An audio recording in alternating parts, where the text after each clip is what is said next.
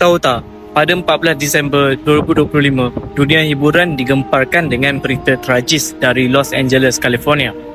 Robert Rob Reiner berusia 78 tahun, seorang pelakon, legenda, pengarah dan penulis filem yang terkenal dengan karya-karyanya seperti When Harry Met Sally, The Princess Bride, Stand By Me dan sebagainya, meninggal dunia bersama isterinya, Michelle Singer Reiner.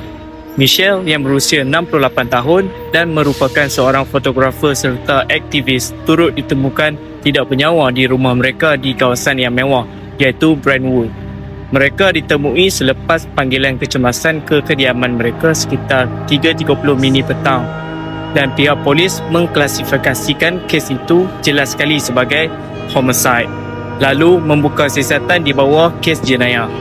Lebih mengejutkan lagi, pada 15 Disember 2025, pihak berkuasa menahan anak lelaki mereka iaitu Nick Reiner, 32 tahun, di bawah dakwaan berkaitan dengan kematian kedua-dua ibu bapanya.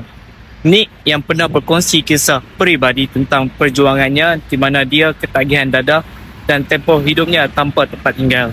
Dia juga terlibat dalam satu filem bersama bapanya, Being Charlie, yang berdasarkan atas pengalaman hidupnya sendiri.